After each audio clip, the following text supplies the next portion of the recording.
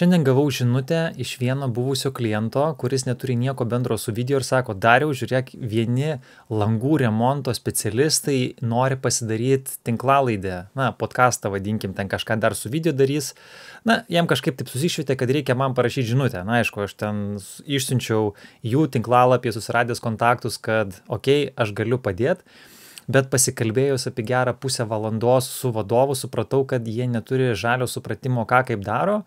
Taip, jie turi nusimatę erdvę, kur darys podcastą, ten kažkokios tais reklaminės jau medžiagos užsisakė, kad ant sienos kabėtų ir kažkaip kažkur. Tai aš asmeniškai ne tik filmuoju ir montuoju klipus, bet galiu padėti ir tą asmeninį brandingą vystyti. Ir pavyzdžiui, buvo idėja, kad reikėtų nusamdyti kažkokį tais vedėją, kuris galėtų kalbinti jų klientus, jų partnerius, jų vadovą, jų darbuotojus ir tokiu būdu tą podcastą vystyti. Tai aš patariu, kad geriau patį vadovą daryti tuo top žmogum, nes vėlgi tas vedėjas gali vieną dieną susirgti, nebegalėt, pasikeisti interesą, gyvenimo aplinkybės, o vadovas yra dažniausiai tas žmogus, kuris yra tas kelrodė žvaigždė ir manau, kad reikėtų vadovui būti tuo influenceriu, tuo žmogum, kuris yra tos srities asas ir juolab, jeigu reikia įvedinėti naują produktą, tai kaip aš jam ir tokią žinutę palikau, kad žiūrėk, pirmas dalykas, kodėl žmonės turi žiūrėti šitą video, tai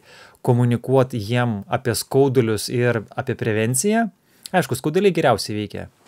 Antras dalykas, kad tie žmonės tuos video galėtų dalintis, tai reiškia, nebūtų prigrūsta reklamos arba pirk arba ten kažkokios nuolaidos akcijos atrakcijos, tiesiog edukacinis turinys, kuris galėtų praversti minimum žiūrovo draugam, kurie tuo metu gal turi iššūkius tais langais, durim, vartais, kas ten bebuvę. Ir trečias dalykas, kad būtų, kai atsiras ta konkurencija vadinama, kai jau būtų tas įdirbtas prekinis asmens tas ženklas. Tai reiškia, kad ir kokie bus prekiniai ženklai aplinkui, kad ir kas kokiom kainom kaposis, vėlgi žmonės pasitikė žmonėm ir perka iš žmonių, todėl aš video ambasadorius linkiu klestėti ir per video turinį įdarbinam video marketingą. Jeigu pažinosi, kas planuoja, nedrįsta, nežino arba norėtų, bet kažkur kažkas dar stringa, supažindink mus. Mano kontaktai yra čia, pabendrausim ir bus viskas ok.